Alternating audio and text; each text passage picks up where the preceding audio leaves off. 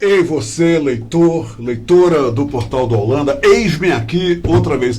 Não, outra vez não, é todo dia, nesse horário eu estou aqui, mas hoje, terça-feira, nós estamos iniciando mais uma entrevista desse ciclo virtuoso de entrevistas que temos aqui todos os dias e vai completar 2 anos agora no dia 1º de outubro. Hoje eu recebo, realmente honrado, eu recebo com muito entusiasmo o superintendente da Superintendência da Zona Franca de Manaus, a SUFRAMA, o coronel Alfredo Menezes. Eu poderia pegar um pequeno mini bio dele, né, para ler aqui, mas eu resolvi dizer 2 coisas importantes sobre o nosso convidado. As 2 coisas são: ele é o braço de confiança, ele é o representante dos interesses do governo federal à frente da SUFRAMA. Essa é a primeira coisa sobre ele. E ele, devido ao seu vasto currículo, inclusive não muito divulgado, ele mesmo diz, não muito divulgado, ele é, e me acreditem, porque eu li o currículo dele, ele é uma pessoa preparada, indiscutivelmente preparada para estar à frente da SUFRAMA. Eu acho que o que nós devemos fazer é esperar pelos resultados para saber, até porque eu estou dizendo isso agora, se o que eu estou dizendo procede ou não procede, porque é pelos resultados que ele mesmo me falou que ele gosta de ser avaliado, que ele gosta de ser analisado. Então, a partir de agora, nós vamos ter uma conversa franca, bem transparente, bem sincera com o superintendente da SUFRAMA aqui na sede, inclusive está aqui na sede da SUFRAMA em Manaus, o coronel Alfredo Menezes. Sede do teu programa. E sede do meu programa também, né? Você falou da Não, SUFRAMA. você está, a sede da SUFRAMA é aqui em Manaus. Aqui em Manaus, é que eu estou falando, para a gente examinar em todas as esquinas do Brasil. A tá sede da certo. SUFRAMA é Aqui em situada Manaus, tá certo. aqui em Manaus. O meu programa também é situado aqui em Manaus. Superintendente, seja muito bem-vindo à Hora do H. E é bom recebê-lo aqui, muito bom, ainda mais numa terça-feira, né? Dia de novena, dia de feira, dia de tomar caldo de cana, isso é muito legal, não é verdade? Coisa nossa do Caboclo. Coisa nossa. Seja bem-vindo. Meu querido amigo Humberto Amorim, eu estou muito à vontade de estar aqui no seu programa. Primeiramente, parabéns por mais um aniversário aí, com essa audiência incrível que você tem, que nós sabemos, temos amizade, já nos conhecemos de outrora, né? Então eu estou em casa e gostaria aqui de colocar dentro do que você tem para nós, para todo o nosso público, né, os cidadãos de Manaus, do Amazonas e também toda a nossa região, um pouco do trabalho que nós estamos fazendo à frente da SUFRAMA. Superintendente, essa entrevista hoje, ela é o fechamento de um ciclo que eu iniciei aqui, entrevistando pessoas ligadas ao Distrito Industrial de forma profissional, de forma científica. Então, dentre outras pessoas, eu entrevistei inclusive o Mano Jorge, que é presidente da Eletros, que representa tantas empresas, e todos eles tiveram um posicionamento sobre como era a SUFRAMA. E o interessante é que o discurso foi um discurso comum. Não, a SUFRAMA está assim, está assado, sempre de uma forma negativa. E, ao mesmo tempo, ao questioná-los acerca do senhor que tinha assumido a SUFRAMA há 7 meses, quer dizer, isso foi no período de 7 meses, eu entrevistei toda essa turma. Legal. Né? O Ulisses Tapajós veio aqui, o presidente do Corecon veio aqui, o Armando do Vale veio aqui, quer dizer, essas pessoas ligadas ao distrito. Muito bem, essas pessoas disseram o seguinte: não, sem nenhuma dúvida, Humberto, o coronel Alfredo Menezes é uma pessoa competente, é uma pessoa que está sim preparada para comandar a SUFRAMA. E nós, e isso aqui foi que foi importante ele dizer isso, e nós estamos esperançosos que isso que nós achamos dele vá se retratar na prática. Nós temos a esperança de que tudo tem tendência a melhorar. A pergunta que eu tenho ao senhor agora de forma direta, baseado no que foi dito aqui sobre a SUFRAMA por essas personalidades, é a seguinte: como foi que o senhor encontrou realmente agora, o senhor encontrou a SUFRAMA há 7 meses? Primeiramente, eu fico muito contente que essas pessoas, algumas delas eu tenho amizade pessoal, que você acabou de mencionar. Amigo não fala mal de amigo, né? Isso é que é a realidade. Por mais que se cometam alguns deslizes. Então, eu fico muito contente que eles tenham se posicionado dessa maneira. Aqueles que eu não conheço como se posicionaram, também agradeço a sinceridade deles e também, ao mesmo tempo, a responsabilidade que eles colocam nos nossos ombros. Antes de partir diretamente para a sua pergunta, eu quero lhe dizer o seguinte, né? Infelizmente, no nosso estado, quando você quer realizar alguma coisa, tem uma redoma em torno dele. E as pessoas, como a gente vem assim de uma origem humilde, nós não somos show-off, você me conhece muito bem, não faz parte da nossa personalidade isso, do nosso caráter. O militar é um camarada estoico, né? Um camarada muito simples, a gente se contenta com poucas coisas, muito das nossas ideias são baseadas em valores. O que está faltando em muitos segmentos na nossa sociedade, principalmente um determinado segmento que a gente está se inserindo nele. E as pessoas, elas não te respeitam, né? Eu vejo, às vezes, alguém fala, não, mas fulano de tal é muito bom, mas às vezes o cara só tem uma faculdadezinha, passou 20 anos fazendo lobby, e, como você muito bem falou, nós não fazemos questão de currículo, mas eu tenho a formação em engenharia. Eu quero destacar isso porque, às vezes, é preciso, porque, infelizmente, no nosso estado, a nossa cultura é assim, se o cara não fala o que ele é, né? Aí não é respeitado. Mas eu aprendi também, de onde eu venho, que quanto mais a gente fala do que a gente é, mais medíocre nós somos. E eu quero dizer com toda humildade que a minha formação em engenharia, cursei contabilidade, finanças, estava dirigindo um banco, né? Fui responsável por toda a logística do Exército na Amazônia. Eu conheço essa Amazônia como poucos. Tenho estado em todo o interior porque sou piloto.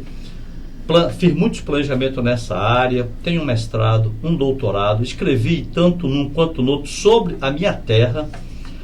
E o pior, esse tem um segmento nefasto, né, que tenta te desconstruir, impedir de realizar, e o cara fala assim, não, ele deve ser amigo do Bolsonaro, do presidente, sempre jogar esse estereótipozinho pequeno, né, vindo de pessoas menores, que não tem realmente 10%, agora eu vou falar da minha capacitação. Então, isso daí a gente tem que deixar claro. E esse pessoal tenta te desconstruir, de impedir você de realizar. Agora, objetivamente, como é que estava a instituição? Eu quero deixar para o seu público aqui que o que eu vou falar, eu tenho um doutorado e nós somos cartesianos. E eu lido hoje com um público, com um segmento que ele usa muita fake news, ele usa informações desencontradas para te destruir. E isso é um meio que eu estou entrando, que eu não estava acostumado, um meio de falácias, basófias, mentiras, né? E que eu digo, isso sim, enquanto eu estiver aonde eu estou ou prosseguir nesse intento desse segmento, eu vou procurar me afastar, ou então procurar mitigar essas pessoas que não têm assim a devida responsabilidade, falo mesmo, e o carinho com a população. E dentro desse contexto, o que eu vou responder suas perguntas, e as suas e de outros, mais à vontade, fico com a sua, usando critérios técnicos. Então, o TCU fez a última visita à SUFRAMA e emitiu um relatório. Eu vou deixar claro aqui para você. E nesse relatório, no item fragilidade e controles, ele é composto de 6 subitens. A nota que o TCU dá para a governança, né? Ela é de 0 a 1. Superintendente, isso foi na época da transição, foi? Não, isso foi aqui ano passado. Com dados do ano retrasado. Então, o TCU, nesse item fragilidade e controle, está público. Então, o que eu vou falar não é de opinião, porque eu vejo muita opinião, muita basófia aí. 0 significa excelente. 1, péssimo. Então, 6 subitens do item fragilidade e controle. Primeiro deles, escolha de dirigentes. 1. Significa o seguinte. Então, o TCU é o TCU que está dizendo, não é o Menezes, porque daqui a pouco vão dizer que eu estou dizendo isso. Tá? Então, está público na página do TCU. 1 significa o seguinte, a forma como estava sendo escolhido os dirigentes da SUFRAMA não estava correto. É péssimo pelo TCU. E aí, não adianta o grupo que estava fazendo isso querer manter aquela forma. Isso foi detectado pela equipe econômica e pelo presidente. É por isso que o presidente interveio e eu estou sentado, por enquanto, na minha cadeira. Estou, né? Não sou. Estou. Então, isso é importante. Próximo item. Auditoria interna. 0,9. Ou seja, quase péssimo. Agora, aí eu deixo bem claro isso aqui para a população. Isso era um raio-x da Suframa, na parte administrativa. Culpa dos servidores? Não. Culpa da governança, que às vezes, por injunções ou pressões recebidas do gestor, que era de um grupo ou no outro, ele ia colocando as coisas para debaixo do tapete. E não tomava as decisões que tinha que tomar. E prejudicava o contexto como um todo. Aquele que diz que defende o modelo está prejudicando o modelo. Próximo item, gestão de risco, 0,8. Significa que a maioria das decisões tomadas está mais para o péssimo do que para o mínimo do aceitável, que era 0,5. Então, a menor nota nos outros 3 itens, para não me delongar, é 0,7. Então, o senhor não encontrou nenhuma nota 0? Não, a menor nota foi 0,75. Então, assim que a gente encontra a administração da autarquia. E eu quero deixar claro para o seu público, porque tem muita gente assistindo, aí vão dizer assim, eu vejo sempre um clichê quando eu não estava na vida pública, né? O cara sempre, quando ele assume uma cadeira, ele fala assim, não, o cara que me antecedeu, raramente ele fala assim, estou recebendo. Nós no Exército, nós somos comandante. Comandante, você é formado para gerir, para administrar, né? Então você vai administrar aquilo lá. Geralmente quando tu recebe, você agradece quem você recebe, porque você tem a confiança que ele fez uma gestão. E uma boa gestão. E se ele não fez uma boa gestão, você não tem o direito de falar mal. Porque se você sentou naquela cadeira, naquele momento, daqui para trás, se tiver alguma coisa, a responsabilidade é sua. E aí não é isso que a gente vê aqui. Então o cara geralmente senta e fala, não, eu recebi um rombo, estava tudo ruim. O que o senhor está dizendo é que você assume o ônus e o bônus, né? Tudo. Total. E em nenhum momento eu falei das gestões passadas e falei isso, me encontrei com o antigo gestor, uma semana antes de assumir, tivemos 2 encontros casuais. Um provocado e outro casual. Eu falei assim, meu amigo, você fique tranquilo de uma coisa. Essa podridão, não sei, que você recebeu aí, da minha parte você não vai ouvir, enquanto eu sentar naquela cadeira, falar do seu nome e da sua gestão nesse sentido. Agora, o que tiver de lá, eu também não vou aplastar o dedo para dizer que foi errado, eu vou deixar que os órgãos de controle, se tiver alguma coisa errada, repito, façam o que tem que fazer. Agora, eu ficar lá cutucando e vendo para poder me locupletar de uma desgraça, isso eu não vou fazer, que não faz parte do meu caráter. Qual foi, superintendente? O senhor chegou hoje na Suframa amanhã, teve um calcanhar de Aquiles que estava tão evidente que qualquer pessoa via que isso era um grande entrave para que a Suframa pudesse realmente cumprir o seu papel? Eu acho que o maior entrave é na cabeça das pessoas, né? Aquilo ficou tão contaminado de divisões por grupos políticos, né? Aqui tinha o superintendente de um grupo político, e cada superintendente adjunto, que são 4, de um grupo político unido ou não com o outro. No meu entendimento, a minha leitura clara é que cada um rumava para um canto, para um lado, cada um puxando a brasa para a sua sardinha. É o que eu estou vendo, é o que eu percebi, é o que eu vi, é o que o meu pessoal viu. E não criava sinergia em ações. E sobre esses players hoje, isso já mudou, essa questão desses players? É isso que eu quero concluir. Isso aí já é uma outra situação? Claro, isso aqui foi mapeado antes de eu entrar. Por exemplo, esse camarada que estava aqui como superintendente, né, se de repente ele entrasse nessa área do superintendente aqui, ele não comandava esse camarada aqui, porque ele dizia, não, olha, você está do... Porque tem os superintendentes adjuntos, é isso que eu estou falando. É isso que eu estou falando, esses 4 superintendentes adjuntos aqui. O superintendente aqui era de um segmento... Eram gestões independentes dentro da Suframa. Com um superintendente. Meu amigo, nos últimos 20 anos foi assim. Ninguém vai dizer que não é. Se esse superintendente tiver a coragem moral de sentar aqui e desafiar, eles vão dizer que ele recebeu injunções políticas com relação à gestão. E mandavam esse camarada tomar uma decisão e esse superintendente adjunto dizia, não, aqui é outro. E era exatamente isso. Te acalma aí que aqui está contrariando meus interesses. Aí nós mapeamos exatamente isso, porque quando eu fui chamado a Brasília, foi essa fotografia que nós vimos, só que naquele momento eu não tinha acesso ao documento do TCU. E aí, qual foi a primeira coisa que eu pedi do presidente Bolsonaro? Eu levei um paper para ele com 5 itens, o primeiro foi esse, chamado Fortalecimento da SUFRAMA.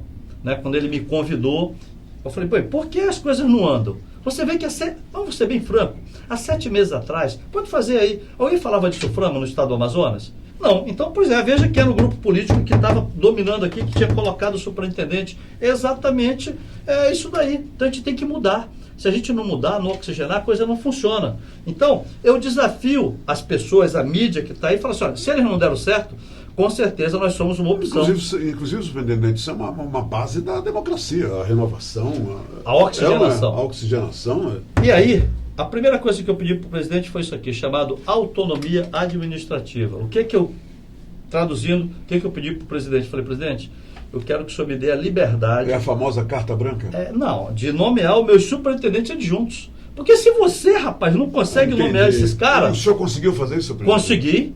Consegui fazer isso. Os seus adjuntos hoje são todos escolhidos pelo senhor e nomeados pelo senhor? Não, a escolha é minha. Como DAS5, eu só tenho a incumbência de nomear, exonerar, nomear até DAS4. Eu propus o nome deles e eles foram... Claro, mas foi escolha sua. Minha? Foram escolhas suas? Minhas. Okay. Com escolhas de confiança. Conversei com cada... Isso aqui, meu amigo, é isso aqui que determinado segmento tem que entender. Nós não temos que ser caudatário e trabalhar para eles. Nós temos que ser independentes e trabalharmos para o Estado e para a região, e quando necessitarmos da ajuda, a gente vai lá e coloca. Superintendente, os PPBs. Todo mundo. É comigo! Não, PPBs. Vamos lá. O que é PPBs? Porque tem muita gente fora de Manaus, do Amazonas. E por que é importante nós falarmos sobre PPBs? E todo mundo dizia o seguinte, isso aqui é uma espinha de tambaqui na garganta da SUFRAMA. Agora, é isso mesmo? Vamos falar assim? Depois da reunião do CAIS, tu já viu algum blog desse, a mídia falar sobre PPB? Francamente, não. Mas antes, tu ouvia? Todo dia. Pois é, calamos a boca de todo mundo. Então, é o que mais se falava, né? O PPB. Por quê? É o seguinte, então vamos lá. Então, o que são os PPBs e que história é essa? Primeiro, nós matamos o raio-x da organização. Respondi a tua pergunta. Nós matamos agora o que nós estamos fazendo na SUFRAMA. E tem segmento aí que está pedindo a minha cabeça, hein? É o mesmo segmento que estava dirigindo a instituição. Deixar bem claro para a sociedade. Por quê? Está havendo mudança. E o camarada ele não se contenta com a mudança positiva. Ele tem que estar no processo. Se tu não participar do grupo dele, não presta. Essa é outra mentalidade essa turma vira viúva. Vira essa mentalidade que nós temos que mudar. Essa mentalidade nós temos que mudar, e a população do estado do Amazonas tem que saber isso. Isso aqui é uma coisa, uma rasgação de véu interessante que veio com o efeito Bolsonaro, mas eu vou responder o que é o PPB. A eleição do governador do estado é uma rasgação de véu. Sabe por quê? Nós temos coronéis da política. Não somos coronéis do exército, somos coronéis da política. Né? E que ninguém entra se não tiver a chancela deles. E aí, eu digo que nesse aspecto, efeito Bolsonaro rasgou o véu no estado do Amazonas. Por quê? Elegeu, não vou dizer que está bom ou ruim, isso não eu quero dizer sobre esse aspecto aqui, né? Fez uma disrupção política, porque o atual governador, ele não pertence a nenhum grupo político desses coronéis antigos. Ele simplesmente saiu de um apresentador de televisão para o governador, sem passar por vereador, por deputado estadual, federal, senador, e mandou um recado para a sociedade. Ou a sociedade mandou um recado para esses coronéis da política. Olha, nós não precisamos de você não, porque o cara lá, você chegava lá e falava assim, eu quero ser deputado. O cara não, você só pode ser vereador. Aí falava, eu quero ser deputado, o cara não é vereador. Sempre funcionou então, assim. Desculpa, nós temos que colocar isso para o Estado, minha gente. Acorda a sociedade. E aí, agora eu vou escolher. O que é PPB? PPB. Processo por que se tornaram tão famosos esses PPBs? E por que ninguém fala nada? Está todo mundo com o meu abil agora aí. Então nós temos que reconhecer isso. Quem vier falar comigo... Comeu abil é o seguinte, tem uma fruta aqui no Amazonas que a gente come e ela tem um líquen. E quando você come, os lábios colam. Então... é por isso que essa expressão que nós temos. Comeu abil, você tem dificuldade em falar. Diga, superintendente. Por exemplo, quando eu assumi aqui, aí esse grupo aqui começava a mandar recado indiretamente, falando assim, olha, esse cara não vai demorar 10 dias. Aí eu passei dos 10 dias, não vai demorar 15 dias. Aí eu passei dos 15 dias. Recado pro senhor, Aí tem uns blogs aí que toda hora manda recado. Blog serve para isso. Blog é igual a ONG. Entendeu? A ONG é um representante de um país estrangeiro interferindo na tua soberania. O blog é a mesma coisa, o cara não pode falar, ele manda o blog falar. Com todo respeito e algumas exceções, né? Manda um blog, manda alguma coisa e tal, fica lá. Ele não tem a coragem de falar pessoalmente para você, então ele manda diretamente por isso aí. E se você vê em que governo foram criados esses blogs, essas brigas e tal, você vai ver que tem um DNA nisso daí. Não estamos falando de imprensa, estamos falando de mandar recado. E aí vem a brincadeira no PPB. Aí chegou o PPB, o cara falou assim, então, se ele resolver o problema do PPB, que esse grupo aqui não resolvia há 10 anos, por quê? Criava dificuldade para vender facilidade. Há 10 anos a portaria 170 vigorava e ela dizia o seguinte, o que é o PPB? O PPB, no mesmo tempo que ele nos ampara, por vezes ele nos atrapalha. Porque o incentivo, as empresas só têm um incentivo aqui por causa do PPB. Porque ele é que garante as empresas estarem aqui. Isso ele nos facilita. E isso é a destinação constitucional dele, porém ele nos atrapalha. Então o PPB antigo da portaria 170, que há 10 anos estava aí, e esses camaradas que nunca fizeram nada, quem? Não o gestor. Quem estava fazendo o orveci de toda a situação, ou seja, quem estava aqui em cima, né? Sabia disso daqui, então ele cria dificuldade, fica na dele, e aí depois, olha, eu vou resolver esse problema aqui, eu sou o defensor do modelo. Então eu vou te falar o que a portaria 170 falava.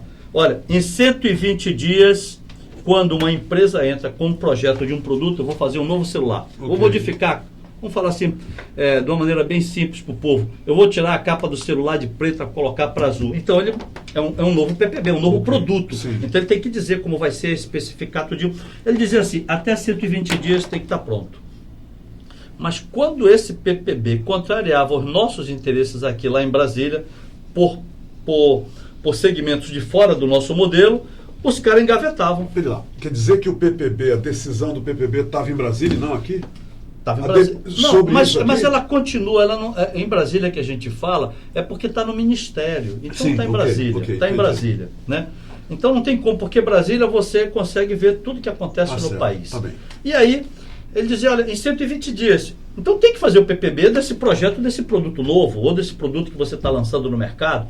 E aí, quando não era interessante, o nego engavetava. E aí ficava. Qual era a média dos PPBs que eu encontrei na minha gestão? 18 meses. Tem PPB lá ainda que tem 3 anos e até agora não foi aprovado. Agora vai ser. Por quê? Quando, da mesma maneira que nós detectamos... Superintendente, sem o PPB concluído, não desenvolve o produto. É isso. A questão não é que não desenvolve o produto, a questão é que você é empresário, você precisa renovar o teu produto no marketing. Nós temos uma coisa chamada, o produto ele tem uma vida útil. Chega num momento aqui, no primeiro quadrante, no segundo, chamado cash cow. Cash cow significa, o produto é uma vaca leiteira, é o cash cow. Então, o produto ele tem uma vida útil, ele começa devagar, ele chega aqui no cash cow, daqui a pouco ele começa a baixar, ele sai de linha. E onde entram esses milhões que por causa do PPB estão retidos? Não. Aqui não tem PPB. Não, aqui é um outro item chamado P&D. É um outro ralo que nós estamos aí. Mas vamos fechar o PPB para você entender. Então, aí o que nós fizemos? Da mesma maneira que nós detectamos que essa governança aqui, ela não agregava para a região. Ela não agia, né? Não agia, de maneira nenhuma. Ela agia para interesses. Interesses de segmentos que estão aqui dentro. E vamos assumir isso daí publicamente por quem estava. Colocar em discussão, quem quiser, eu debato a qualquer hora. E aí o que acontece? Nós detectamos no PPB. E aí chamamos os nossos especialistas. Como é que a gente combate isso? Aí nós colocamos o seguinte. Colocamos uma palavra até. É o que é como está agora. É como está. Até. Aí nós cancelamos a portaria 170. Veja, coisa bem simples. Em 5 meses, hein? Nós fizemos isso. Coisa que passou 10 anos aqui. Esses grupos não faziam. Não eram os servidores. Era quem fazia o management. Está bem claro isso. Está bem claro, né? Também está bem claro. Então, aí a gente colocou a palavra até. Ou seja, agora nós obrigamos o poder público, que somos nós, o Ministério, a dizer, olha, em 120 dias você vai dizer se pode ou não pode. Você tem que dar uma resposta, porque essa resposta não era dada. E você tem que dar essa resposta até 120 dias. 120 dias. E aí nós criamos uma outra coisa. Criamos um grupo decisório, composto de 3 pessoas. Um da SUFRAMA, um secretário da Indústria e Comércio atual, que ele faz parte da CEPEC, e um secretário do MCTIC, que é o Ministério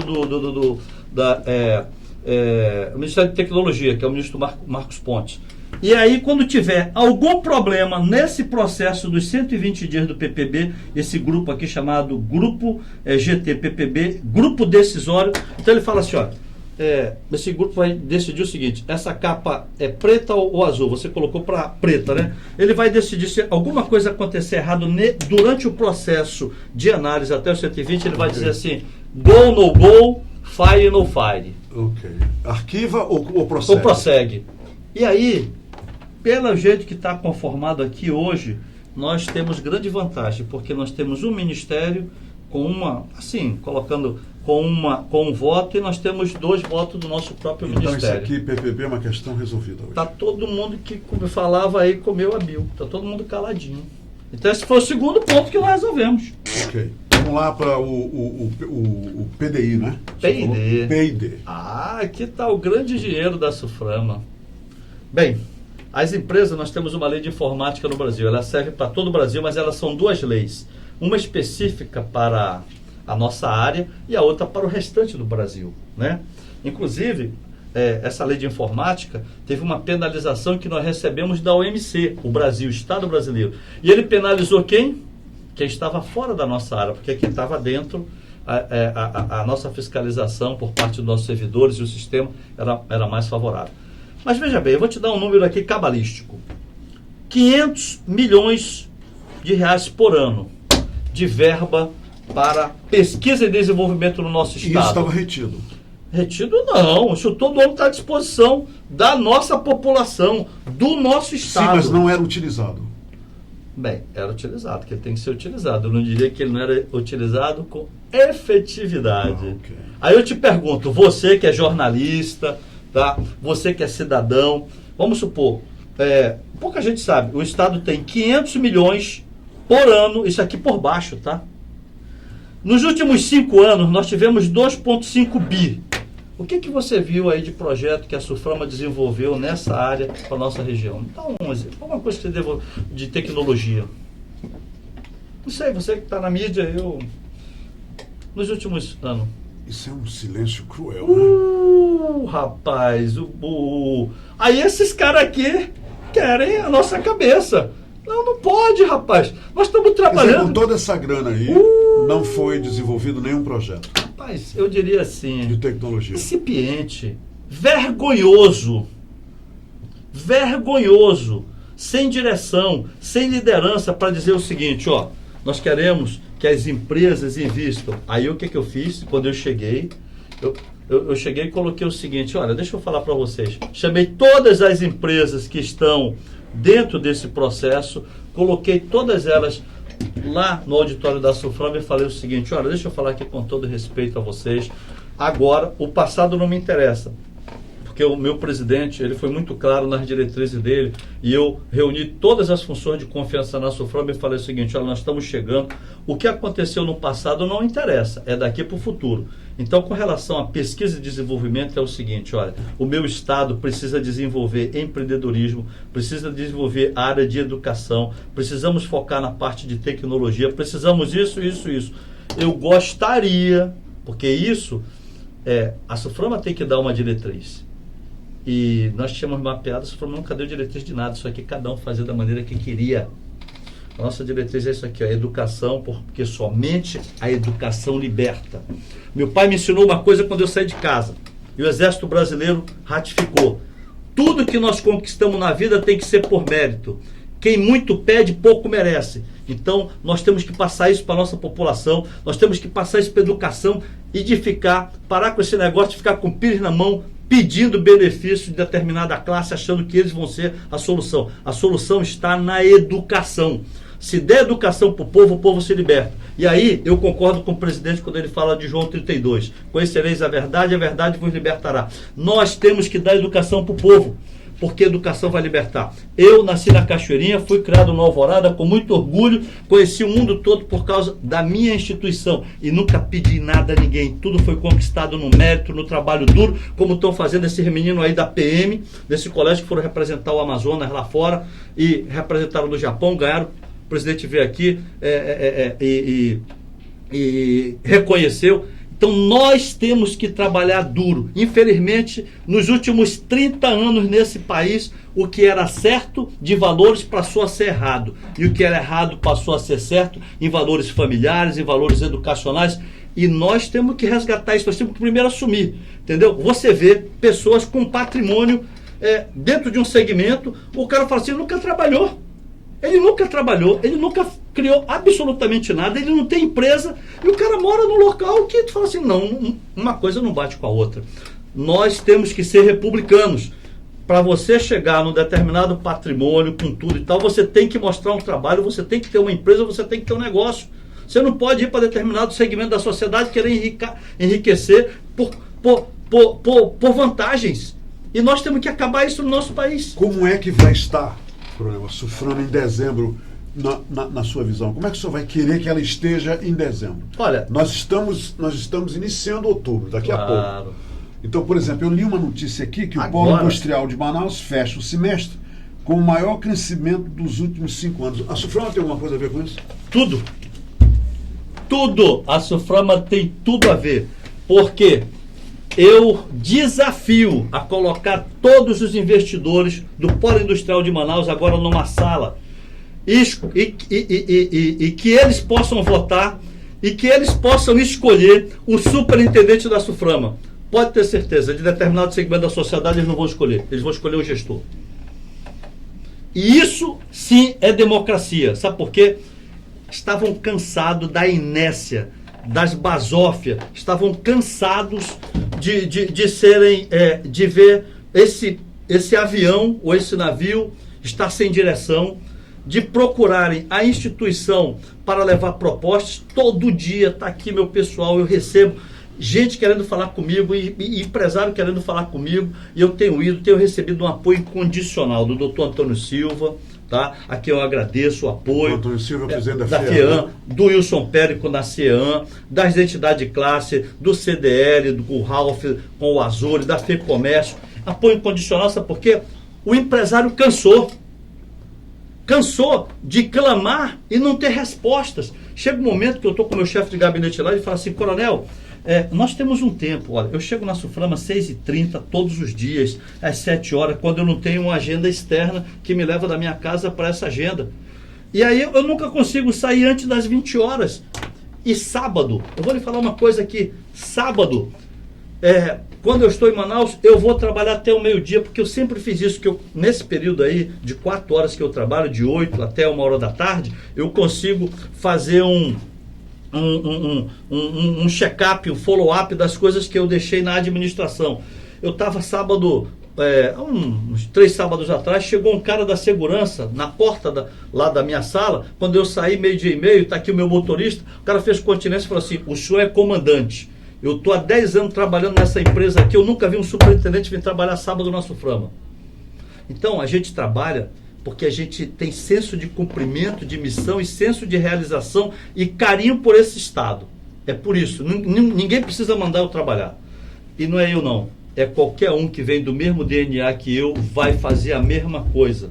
E aí, para você, por isso que eu digo, coloca as entidades de classe, coloca o empresário para escolher o superintendente. Entendeu que eles vão... Olha, a gente quer alguém que resolva e que traga a solução, e não que fique nesse mimimi de discurso, dessas basófias, que atrapalham pra caramba o nosso polo, como tem algumas notícias que são veiculadas. E aí, me sinto ineficiente, fico até inseguro quando meu chefe de gabinete chega para mim, constrangido, quando ele fala assim, coronel, esse empresário já ligou 2 vezes. E eu, na minha agenda, ela é pública. De 1 em 1 hora eu recebo algum empresário. E todos eles, olha, nós queremos solução para o nosso problema, nós estamos dando. Eles não procuravam a Suframa. Não, aí eu te digo, era por causa do superintendente? Era por causa do superintendente adjunto? Era por causa dos servidores? Vamos ser bem francos, vamos colocar aqui as farinhas no cada saco, por causa da governança. Superintendente, o senhor liderou um evento muito interessante, a primeira feira de sustentabilidade do Polo Industrial de Manaus, o FESPIM, para a imprensa há 2 semanas. E agora está aqui publicado que dia 30, segunda-feira, às 16 horas, os empresários estão sendo convidados para o lançamento dessa feira de sustentabilidade do Polo Industrial de Manaus. O que significa essa feira? Muito bem. O que é isso? Primeiramente é o seguinte... Feira de sustentabilidade do Polo Industrial de Manaus. É interessante esse título. Não, primeiro é o seguinte, é que quando eu estudei, eu tenho uma vantagem sobre qualquer pessoa desse grupo que está aí, que é o estudo, que é o preparo. Entendeu? Eu respeito qualquer um deles. É como o presidente falou. Coloque uma prova para mim, para fulano e beltrano, se eu tirar nota menor que eles, não desafio qualquer um. Eu me lembro. De estudo. Então, quando eu peguei o material da Suframa, ia para minha casa, eu durmo 4 horas e meia, 5 por noite. Eu durmo todo dia 11h30, meia-noite, acordo às 5 da manhã exato, não preciso nem de despertador. Saio para fazer meu treinamento físico, que eu faço isso desde os 10 anos de idade, e chego em casa do mesmo jeito. Não sou homem de ficar com muito... A minha vida social é restrita à casa dos meus amigos e a pessoas muito próximas, e não vou mudar aonde quer que eu chegue. Nada de muita festa, muita badalação. Eu gosto muito de ler, eu gosto de correr, eu faço prática de esporte. Então isso me dá uma vida muito disciplinada, tá? Não tenho o hábito da bebida, eu gosto de um bom vinho, você sabe disso. Nós degustamos um bom vinho. Ficar sobressaltado aqui. Eu não tenho o hábito de fumar, nunca fumei na vida, mas o que eu quero colocar. Estudando a Suframa, eu vi que a Suframa tinha um produto chamado FIAM, Feira Internacional da Amazônia, que há praticamente 5 anos não é executado. E acontecia de 2 em 2 anos. De 2 em 2 anos. Por que acontecia de 2 em 2 anos? Tinha dinheiro público, 10 milhões era reservado dentro do orçamento da Suframa para isso.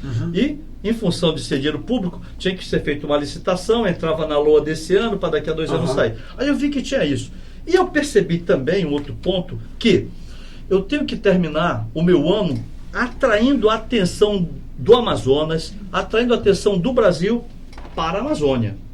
E eu não pensei, naquele momento que eu fiz esse planejamento, que foi em abril desse ano, o Macron ia nos dar uma enorme contribuição para a nossa terra e para o nosso polo industrial. O presidente francês. Mas vamos fechar aí a ideia nesse sentido. E aí o que eu fiz?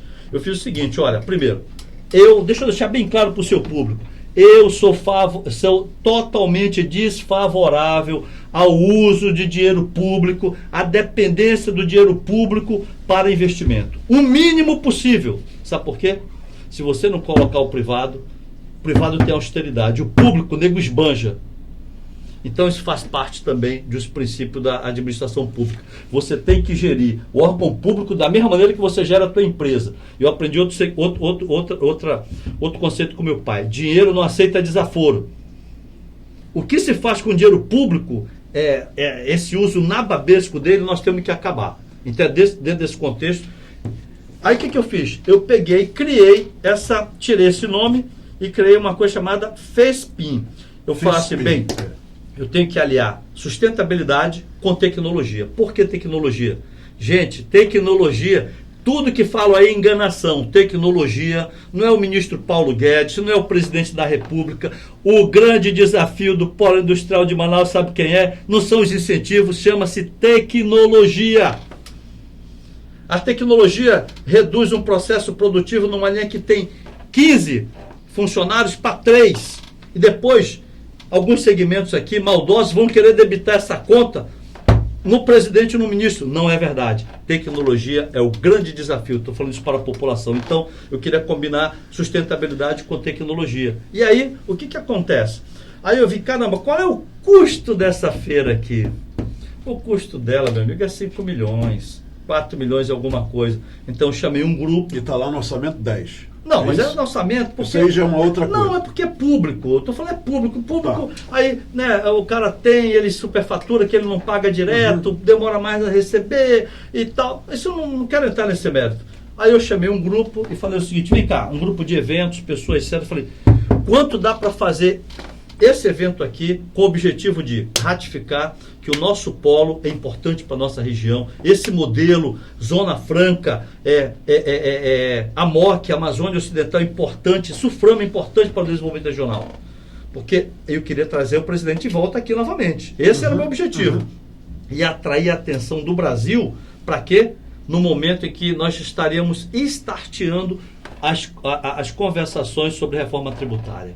E aí, dentro desse objetivo, nós desenhamos um produto que ele vai nos custar, por exemplo, 5 milhões. E eu falei assim, mas eu não posso colocar dinheiro público, que dinheiro público não tem, esse é o ano que está todo mundo zerado. E aí, eu criei o projeto, desenhamos, fizemos um clipe e eu fui passar esse clipe para os presidentes da Motor Honda, da Samsung, da Yamaha, da Coca-Cola e falei o seguinte, ó, nós temos esse projeto aqui, o que vocês acham? Vocês podem contribuir para que ele possa realmente acontecer? Coronel, está conosco. Então aí eu peguei, coloquei debaixo do braço o projeto, pedi audiência com o presidente da República e falei, presidente, nós vamos fazer esse evento aqui. Ele falou, não tem dinheiro. Eu falei, não precisa. Mas as empresas do Polo Industrial de Manaus vão fazer porque isso é importante para nós. E aí o presidente falou, então eu ri porque eu imaginei o presidente dizendo, não tem dinheiro. Aquele jeito dele lá. Não tem grana, não tem dinheiro. Aí ele falou assim, não vem que não tem. Aí eu falei assim, agora eu vim de convidar. Ele falou assim, então eu vou e vou ficar uma noite lá. O que acontece dia 30 é a apresentação da feira aos empresários. Isso. Tá? Agora a feira vai acontecer em novembro, 27, 28 e 29. Ponto pacífico isso. Ponto pacífico. Vai acontecer. E outra coisa, ela não tem nada a ver com a Feira Internacional da Amazônia. Ela é uma outra formatação, uma outra roupagem. O objetivo é, imagine só, vamos lá. Quando o dono dessa empresa que eu estou aqui hoje, por exemplo, ele tem várias áreas aqui. Se ele visitar a área do marketing, é porque naquele momento que ele foi lá, o marketing é importante. Se ele visitou o RH, amanhã, naquele momento o RH é importante. Então, se o presidente do Brasil vem para esse evento aqui em Manaus, o Rio-Ministro vem, é porque naquele momento é importante. Então vamos já falar sobre o ministro Paulo Guedes e a reunião do CAIS depois de amanhã. Mas antes, ouça só, superintendente, olha só, a Associação de Bebidas é uma outra manchete. Entra em campanha pelo fim da Zona Franca de Manaus. Vou ler o textinho aqui pequenininho. Em material distribuído na segunda-feira, dia 23, ontem, a Associação dos Fabricantes de Refrigerantes do Brasil, a FREBRAS, entrou em campanha aberta pelo fim da Zona Franca de Manaus, cujo movimento inicial ocorreu no último dia 10 de setembro, quando foi lançada uma mobilização contra a Zona Franca de Manaus, liderada pela FEBRAS, sediada em São Paulo. Aqui tem uma coisa interessante, só vou ler o primeiro item. Um dos principais demandas da indústria de bebidas nacionais. Fim da Zona Franca de Manaus. Segundo item, neutralidade tributária. Terceiro item, uniformidade de incentivos fiscais. Quarto, estudo de impacto concorrencial. E o quinto e último, fim da substituição tributária. O seu comentário. Seu comentário. Isso está hoje sendo publicado em todo canto e eu li para o senhor a manchete e vou repetir. Associação de Bebidas entra em campanha pelo fim da Zona Franca de Manaus. Isso eu tenho a dizer, superintendente? Eles podem empiar do jeito que eles quiserem. É um direito deles. Entendeu? Agora é o seguinte, ó. Nós já sabíamos disso tudo. Tá? Muito simples. Nós temos aqui um tal de polo de concentrados que nós fazemos, digamos assim, a antítese para eles. Certo? As empresas que estão aqui são concorrentes dessas empresas, dessa associação que está fora da nossa área. A Associação dos Fabricantes de Refrigerantes do Brasil, aqui, a FREBRAS. E aqui nós temos a ABIR. Sim. O que nos representa a do nosso polo aqui é a Associação Brasileira da Indústria de Refrigerante, cujo presidente é o meu amigo Alexandre Jobim. Toda hora eu falo com ele. Olha o que acontece. Vou vender um peixe aqui para você que está aí do outro lado. Né? No governo Temer, para trás, porque depois do Temer veio o Bolsonaro, sim, nós tínhamos os famosos defensores do modelo da Zona Franca. O cara estava colado do lado do presidente.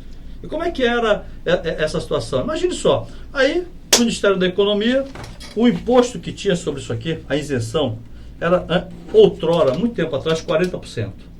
Aí depois foi baixado para 20%.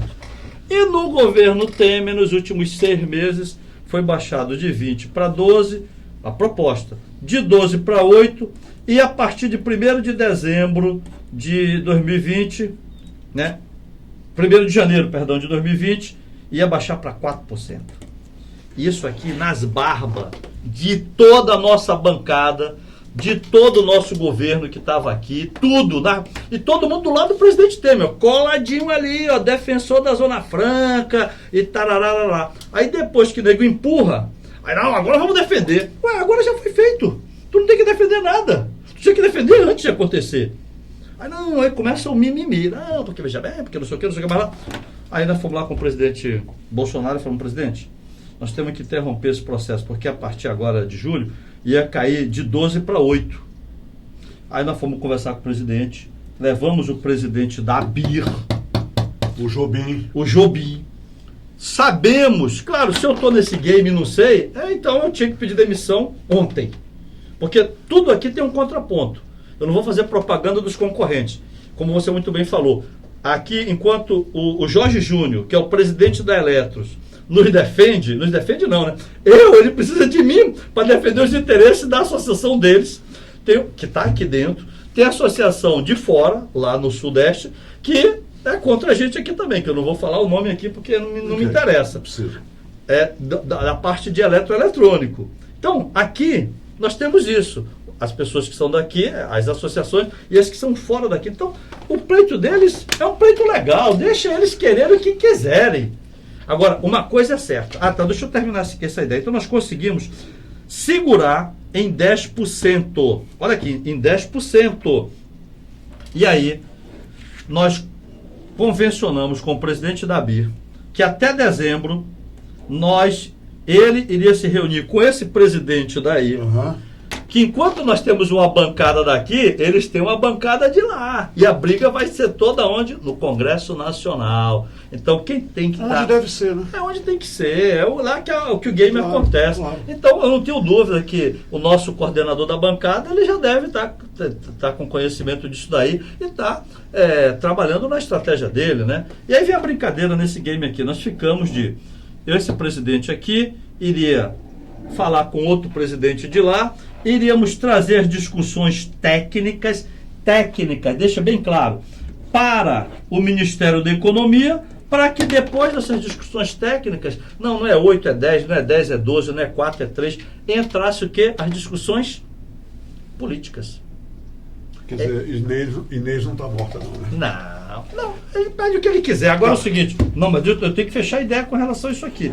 Então, o que acontece? Semana passada eu estive em Brasília, eu voltei novamente lá com o pessoal da ABIR, essa daí é o de lá. Sim. Falei, ei, nós temos que resolver essa pendência já. Isso aqui já. E fazermos a nossa proposta. Eles já têm a proposta. Já fizeram para o Ministério da Economia. Nós estamos esperando a proposta dessa associação. Okay. Aí, como o lobby deles no Congresso é grande, o que o cara faz? Joga isso daí. Mas isso é sinal. Quando essas associações, por exemplo, essa representa o polo de concentrados, ele pede o fim da Zona Franca, é sinal que nós estamos incomodando, é sinal que nós estamos trabalhando. E essa leitura tem que ser percebida pelo pessoal da terra. Nós estamos trabalhando e nós estamos incomodando. Agora existe uma governança. Nada é mais fácil. Agora... E aí é que eu digo, esses 10% aqui foi um trabalho, né, técnico do nosso pessoal. A bancada nos ajudou aqui. O senador Eduardo Braga me acompanhou com o presidente. Então, veja bem, e ele acompanhou todo o nosso trabalho. Nós tivemos uma interlocução direta com o presidente. Presidente, isso aqui é necessário, então ele nos escutou. Então, isso é um diferencial que as pessoas não respeitam. As pessoas não respeitam. Vamos fazer um negócio aqui? Antes, vou passar a mensagem agora aí. Aqui tinha um cara de um grupo político. Ele tinha apoio decidido. Você está falando da superintendência da Suprema. Antes de 1º de janeiro desse ano. Tá. Tinha interlocução com a presidência? Sim ou sim? Não. Mas tinha aqui o apoio de todo mundo, porque todo mundo tinha seus interesses aqui. E quando essa instituição foi criada, a SUFRAMA, o superintendente falava diretamente com o executivo. Diretamente. Aqui, duvido muito, se tivesse sentado alguém na minha cadeira com esse mesmo perfil, duvido se esse processo seria interrompido. Nas condições atuais que o Estado vive, o Estado brasileiro vive e que a nossa classe desse segmento está. Duvido muito. Como vai ser a reunião do CAIS depois de amanhã? E está todo mundo agora falando o seguinte, que o ministro Guedes foi removido, que ele está fora desse processo e que agora tem um novo lá no lugar dele. Então, Fake news! Fake news! Como fake news? Informação mentirosa, tendenciosa. O ministro Paulo Guedes foi nomeado presidente do Conselho de Administração da SUFRAMA pelo presidente e ele continua presidente do Conselho de Administração da SUFRAMA.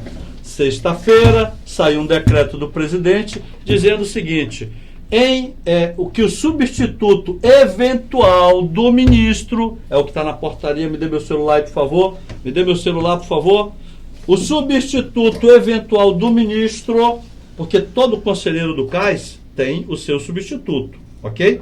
Tem o seu substituto. Então, o substituto eventual do ministro, da Fazenda, no caso, né, é o ministro Paulo Guedes. Então, aqui está o Diário Oficial da União, o decreto número 10.023 de 20 de setembro, diz o seguinte, tá? O presidente da República, o presidente do Conselho de Administração da SUFRAMA será substituído em suas ausências e impedimentos pelo secretário especial de produtividade, que é o Carlos da Costa. Ele não será substituído. Ele não será trocado. Ou impedimento. Informação não tem troca nenhuma. Nunca. Isso é um absurdo. Isso, deixa eu falar para você aqui no seu programa.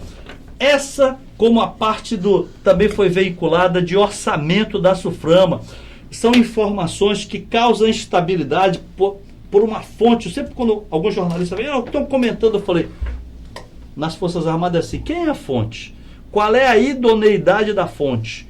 Porque aí você vê os interesses que estão por detrás daquela fonte, de criar um clima de estabilidade. Deixa eu falar para você, essas pessoas que criam essas situações, elas não defendem o modelo e elas são inimigas do nosso modelo e do nosso Estado. Tem uma coisa que é certa, viu, superintendente? O seu entusiasmo é realmente muito, mas muito evidente.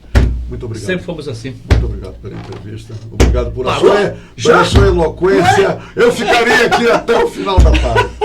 Muito obrigado. E estamos aí. Vamos ficar de olho no senhor.